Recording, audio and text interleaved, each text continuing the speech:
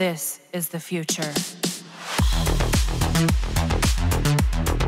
First of all, I would just like to congratulate Digital Extremes for creating such a great game mode in the form of the Circuit in Duviri Paradox update. Okay, settle down lads, I will not be playing as a White Knight for Digital Extremes here. We all know that the current state of the circuit is maddening and I myself experience horrendous bugs playing the game mode. Bugs are everywhere and I will just name a few that is annoying. One is that sometimes, you get locked from playing only your drifter and all you do is ride a horse and stomp enemies dealing low damage. The worst bugs in the circuit are on the coupe side of things. I'm talking about matchmaking here. Sometimes, you are getting matched into teams that already pick up their warframes and weapons, and you end up with nothing at all. You can't use anything, and all you can do is run around with a vanilla Excalibur. Sometimes, this bug does occur, but instead of Excalibur, you get a random warframe and weapons that you did not choose at all.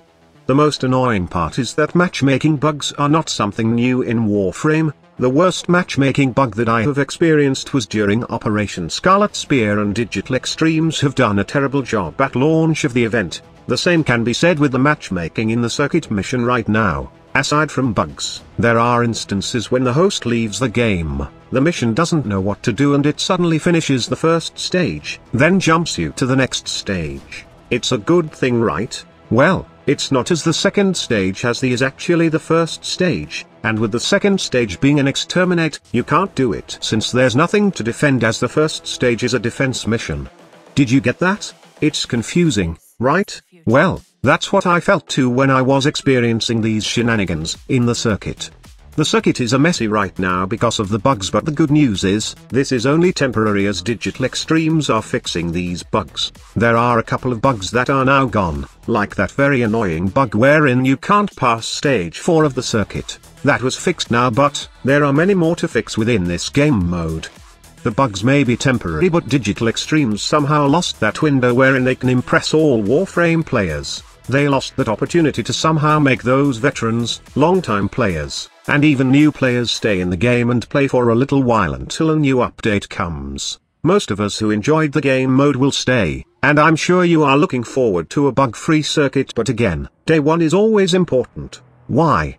Because Duviri Paradox was developed for fucking 4 years and they should at least have a preliminary test, or the test servers open to the community to somehow test out the game in 2 or 3 days so they have some help in determining troublesome bugs before even releasing the update. Real-time testing is better in my opinion because you get to test the update with different players from different countries, with different specs.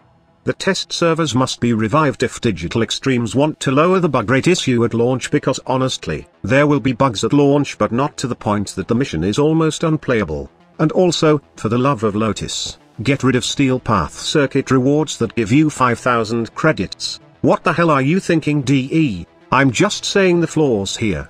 But what if the circuit actually works? What happen if they fix all the issues?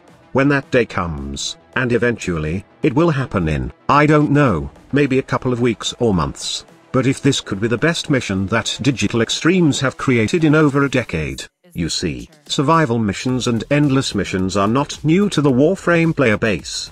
The original survival mission starts at a very low level and it starts to ramp up. After diving into a couple of hours, you will see 100 leveled enemies, and after spending more hours, you will finally get into the level cap. But in the circuit, especially the Steel Path version, the level ramps up quick and it's time you jump into a new stage. The level of the enemies ramp up, which is great especially for those who are craving to fight level cap units.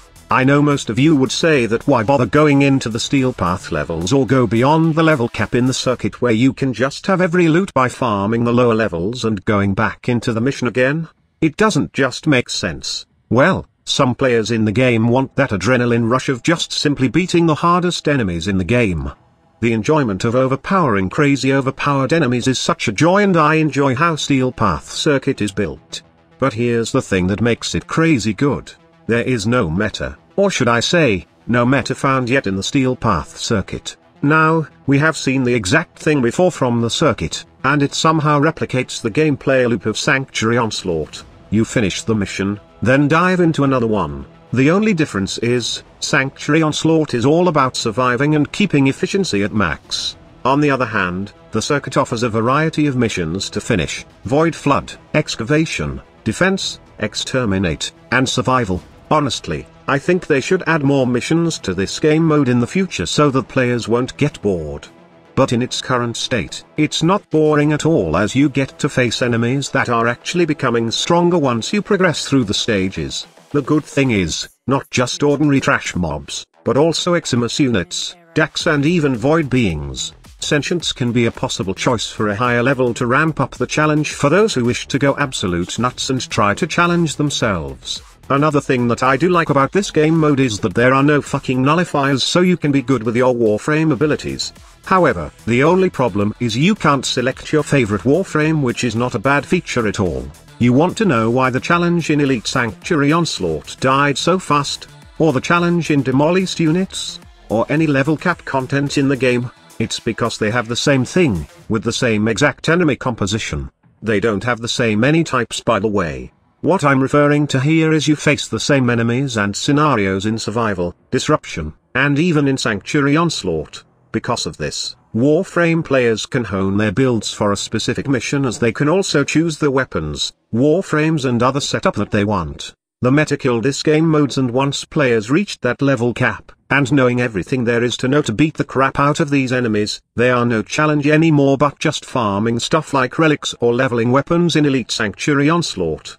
The circuit mission is different, however, as it presents the randomizer mechanic, which was just a meme before by veteran Warframe players that want to challenge themselves, but now, it's a thing. And while others are not happy with how random the choice of Warframes and weapons, it actually is a good thing in my opinion, since for me, it takes me back in my early days of playing Warframe. The coup plays in this game mode is strong, just like the old Warframe days. Most of the builds right now can solo everything in the game.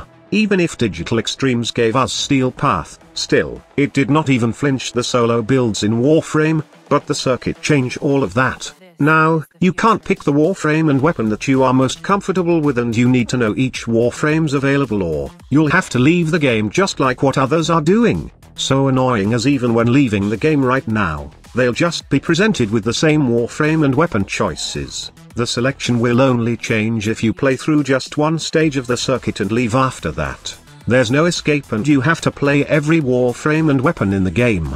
However, there's also a bad side to this. This randomizer feature in the circuit shows us that there are lots of crappy weapons in the game, lots of mastery rank fodders, and the only solution to this is to let us use the in-canon forms of the weapons in the circuit. Also, this allows me to reflect that I got some crappy builds in my weapons that needs polishing, but who would want to polish an MK1 Breton? Sometimes, players are annoyed that they have gotten a crap loadout, but there's a little secret to getting it done in the circuit, and that is melee is king.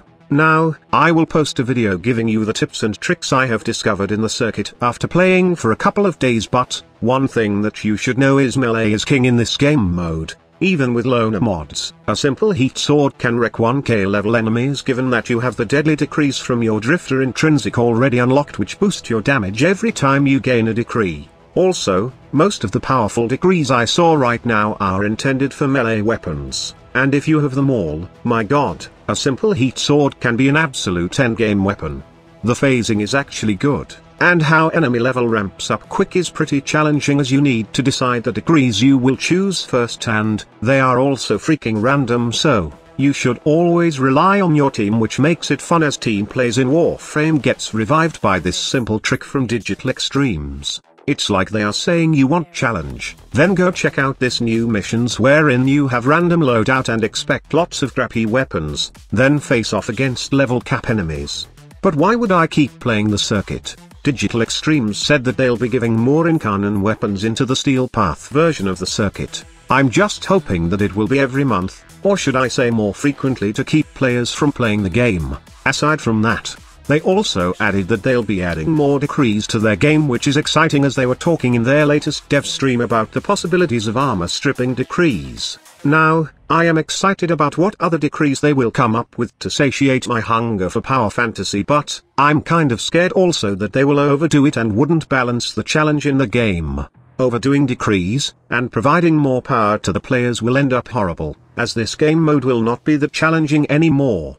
I know most of you would say that I am just doing Steel Path Circuit for the Encarn and Genesis, but would it be cool if you can try out that power of yours in actual challenging enemies, so that you don't need to wait 4 hours to finally see in action? I just hope that they will balance the power level of players and the enemies to keep this game mode challenging and fun.